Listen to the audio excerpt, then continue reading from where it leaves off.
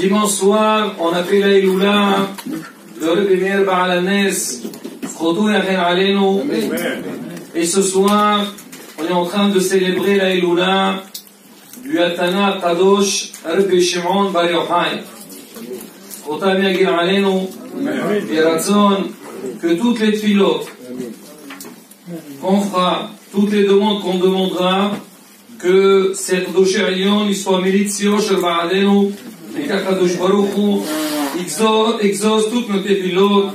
On aura tous des chants, Bezrat Hashem, El Yamenu, Amen, Ken Yerasot. Alors on connaît tous la grandeur de Rebbe Shimon Bar Yochai. Seulement pour dire un tout petit mot sur Rebbe Shimon. On sait que Rebbe Shimon, comme on l'a dit sur Rebbe Meir Baal HaNes, il faisait partie des 5 élèves que Rabbi Akiva a formés après qu'il a perdu les 24 000 élèves.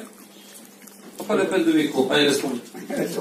Alors après, c'est bon. Alors après les 24 000 élèves qu'il a perdu Rabbi Akiva, donc il a formé 5 élèves. Et parmi ces élèves, il y avait Rabbi Shimon Bar Yochai. Alors Rabbi Shimon Rabbi Akiva, il a dit à Rabbi Shimon Bar Yochai, il lui a dit, Ani Obora'acha, moi et ton créateur, on sait ce que tu vaux. Ça veut dire, tu es quelqu'un d'exceptionnel. Et pour parler de la grandeur de Rabbi Shimon Bar Yochai, on sait que à l'époque de Rabbi Akiva, les Romains, ils ont interdit le peuple d'Israël d'étudier la Torah. Parce qu'ils savaient, c'est quoi l'oxygène du monde? C'est l'imoud à Torah. Quand Am Israël étudie la Torah, personne ne peut les toucher. Et Rabbi Akiva, malheureusement, on l'a mis en prison parce que il a enseigné la Torah Berabim en public. On dit que Rabbi Shimon, malgré que son maître, il était prisonnier, il a tout fait pour arriver chez son maître pour étudier la Torah. Rabotai, regardez la grandeur de ces personnes. C'est vrai que ce soir, on est en train de célébrer la Iloula parce qu'on sait que c'est important. Un homme, il peut pas se voir. Il dit la Iloula de Rebbe Shimon Bar Yochai, elle est passée, j'ai rien fait pour lui. Pourquoi? Parce que c'est un grand kadosh. Et on dit, son srout, il est très très très fort. J'ai raconté une fois à Rabotai la naissance de Rebbe Shimon Bar Yochai, et je vais la répéter ce soir. Parce que c'est une histoire dans laquelle il y a beaucoup de moussar, il y a beaucoup de morale à Rabotai pour nous tous. On a toujours dit que chaque fois qu'on commémore un événement, il y a ce qui se passe pendant l'événement, mais le plus important, qu'est-ce qu'il y a derrière l'événement. Et une fois qu'on est sorti de cette Iloula, qu'est-ce qu'on a pris avec nous? Alors Rabbi Shimon, on a lu sur lui, on a entendu parler sur lui beaucoup de Nissim Beniflaot, mais Rabotai, même sa naissance, elle était particulière. Ah, c'était qui le père de Rabbi Shimon? Yochai. Ah, c'est pas compliqué à répondre. Il s'appelait Yochai. C'est vrai, Yochai, c'était le père de Rabbi Shimon. Lui aussi, c'était un très grand Talmid Chacham, mais en parallèle, c'était un homme qui était très riche, il avait un grand pouvoir, il était tout le temps, il avait un grand approche avec le royaume de Rome. On raconte qu'une fois, Rabbi Shimon Bar Yochai, il a demandé à Rabbi Akiva, il lui a dit, enseigne-moi la Torah. Rabbi Akiva, il lui a dit, tu sais, faire attention, parce qu'il y a des problèmes, les Romains, ils nous empêchent. Alors Rabbi Shimon, il a dit à Rabbi Akiva, si tu m'enseignes pas la Torah, je vais dire à mon père Yochai, il va te dénoncer au royaume de Rome. Pour dire que quoi? Que c'était quelqu'un qui avait vraiment la cote. Mais Yochai, alors lui c'était un descendant de David HaMelech. Alors lui, comme il est descendant de David HaMelech, il voulait que ses enfants aussi soient des vrais descendants de David HaMelech. Il s'est marié avec une femme, qu'elle aussi, elle descend de David HaMelech. Elle s'appelait Sarah. Ils se sont mariés ensemble, mais ils sont restés longtemps, ils n'ont pas eu d'enfants. Après un certain nombre d'années, Yochai voit qu'il n'arrive pas à avoir des enfants avec sa femme Sarah. Alors il lui dit, tu sais qu'il y a une mitzvah de Piria Verivia et il veut se marier avec une deuxième femme. Et pour Sarah, c'était pas du tout évident. Empêcher son mari de se remarier pour avoir des enfants, c'était légitime, mais avoir une rivale à la maison, c'était quelque chose d'insupportable. Alors Rabbi Yochai, il a commencé à chercher s'il pouvait trouver une dame qui descend de la lignée de David Amelech. Entre-temps, Sarah, elle a persévéré dans cette filote. Jusque-là, elle a toujours prié pour avoir des enfants, mais là, c'était d'une manière très très puissante. Le soir de Rosh Hashanah, Rabbi Yochai, il dormait et il a eu un rêve. C'était quoi son rêve? Il voyait qu'il sortait en dehors de la ville. Il est entré dans un très grand jardin dans lequel il a observé beaucoup d'arbres qui étaient fruitiers, qui étaient très beaux, mais de l'autre part aussi, il y avait des arbres qui étaient secs, il n'y avait rien du tout, ni feuilles, ni fruits. Il a trouvé ça un peu bizarre, comment ça se fait, une partie donne des fruits, une autre partie ne donne pas. Il a avancé et il s'est accoudé sur un arbre qui ne donnait pas de fruits. Soudain, il voit quelqu'un entrer. Il a compris que il avait la tête d'un malach. Il est entré dans ce grand parc et il avait dans sa main une grande gourde d'eau. Il a commencé à arroser les arbres. Et chaque arbre que cette personne arrosait, de suite, dès qu'on versait de l'eau à côté, il a fait pousser des feuilles et juste après, des fruits. Mais il y a certains arbres, il ne les a pas touchés. Alors ce malach, il avance, ou cette personne avance, il vient à côté de Yochai. Yochai lui dit, écoutez, vous avez arrosé beaucoup d'arbres, alors vous ne pouvez pas arroser le mien aussi. Il a dit justement, je suis venu aussi pour arroser ton arbre. Et qu'est-ce qu'il fait donc cette personne, ce rabbin?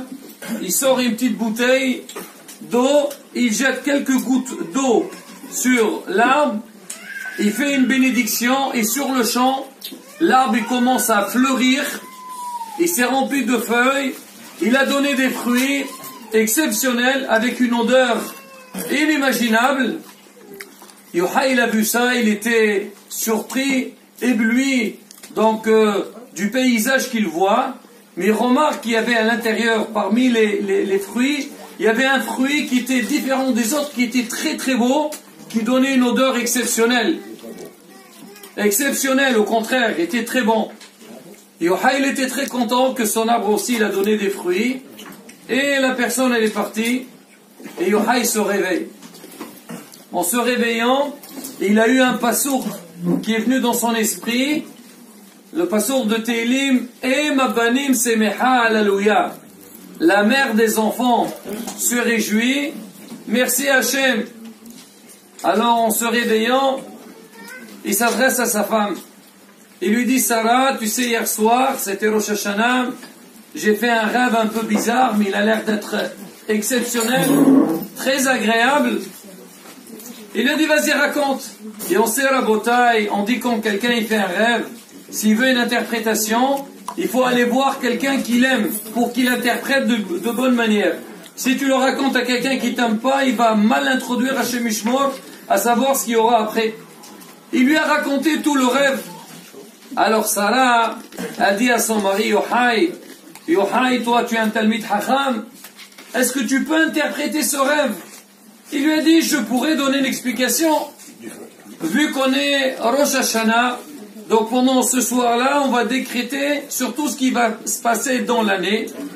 Moi je pense que la forêt ou le parc dans lequel je suis entré, ça c'est quoi? C'est le monde. Et tous les arbres que j'ai vus, c'est des dames. Et alors pourquoi certains donnent des fruits, d'autres ils ne donnent pas? Parce qu'on dit quand une femme elle donne un enfant, elle s'appelle péribaten, le fruit du ventre. Alors tous ceux qui avaient des fruits, c'est des femmes qui avaient des enfants. Les arbres qui donnaient pas de fruits, c'était des femmes stériles. Et la personne qui est venue, certainement un malach, il est venu arroser pour annoncer que cette année-là, ils vont avoir des enfants. Et j'espère, vu qu'il est venu me voir, il a aussi versé de l'eau sur notre arbre et ça a donné un fruit. Certainement, si Dieu veut, cette année, on va avoir un enfant. Amen. Amen. Et je suis content. La femme, Sarah, elle était contente de l'explication, mais il lui a dit, oh, il y a quelque chose que je n'arrive pas à trop comprendre. Pourquoi pour tous les autres, il a pris une gourde, il a versé, et pour le nôtre, il a pris une petite bouteille, il a versé, il a mis quelques gouttes. Pourquoi? C'est quoi? Qu'est-ce qu'il y a de différent? Il lui dit, moi aussi, je ne sais pas. Alors ça me reste quand même quelque chose qui m'intrigue à savoir c'est quoi la solution. Il lui a dit, oh, Baruch Hashem, on a un gaon à notre époque, Rabbi Akiva, on va aller le voir. On va lui demander c'est quoi l'interprétation de ce rêve. Après Rosh Hashanah, ils sont partis. Ils sont arrivés chez Rabbi Akiva. Rabbi Akiva, il a entendu l'histoire. Il a expliqué exactement ce qu'il avait dit Yochai. Alors Yochai lui dit, d'accord Rav, tout est bon, moi aussi j'ai compris comme ça, mais pourquoi le malach, il a pris une petite bouteille, pourquoi il n'a pas utilisé la même gourde pour arroser notre arbre? Il lui a dit, sache-le, que votre arbre il était différent, et grâce à quoi vous allez mériter, si Dieu veut, vous allez avoir un enfant, c'est grâce aux prières et les larmes que ta femme, elle a eues, parce que depuis elle a toujours prié, et surtout quand elle a su que toi tu voulais te marier avec une deuxième femme pour avoir des enfants, elle a intensifié ses prières, et ces larmes-là, ils ont fait un grand effet dans le ciel, et c'est grâce à ça que Baruch Hashem, que vous allez mériter un enfant. Mais sache-le Yochai, que vous allez avoir un enfant exceptionnel, et que lui, alors la bonne odeur que vous avez sentie, c'est l'odeur de la Torah, le parfum de Torah qui va transmettre dans le monde entier. Faites attention à votre enfant, et Bezrat Hashem, vous allez mériter quelqu'un, un gadol dans la Torah. Et justement, c'était Rabbi Shimon Bar Yochai. Rabotai, de cette histoire, qu'est-ce qu'on apprend? On apprend beaucoup de choses. La première des choses dans la vie, il ne faut jamais se désespérer. Même si on a des fois des problèmes et on a l'impression qu'il n'y a pas de solution, il faut savoir, il ne faut jamais se désespérer dans la vie. Akadosh Baruch Hu, Hayad Hashem Tiksar, parce que Hashem n'a pas la possibilité, Hashem, mais Akol Yachol, il peut tout faire. Tout est possible. Deuxième chose, Rabotai, et là le message le plus important, c'est que la force de la Tefila, Rabotai, l'homme, il doit savoir qu'Hachem, il nous a donné une arme très très forte, très puissante. C'est quoi? C'est la Tefila. Quand l'homme il vient à la synagogue, il fait des Tefilotes. Quand une dame elle est à la maison, elle va allumer les bougies, elle va faire une Tefila, elle va mettre sa main sur la mezouza, elle doit savoir, quand elle fait une prière avec une sincérité, c'est que Akadosh Baruch elle est en train de l'écouter. Et Hachem il attend pour qu'elle prie pour qu'il lui donne des choses. Et la troisième chose, c'est ce qu'on est en train de vivre ensemble, c'est la grandeur de Rabbi Shimon Bar Yochai. Ce soir, c'est un mérite pour nous qu'on est présent ce soir.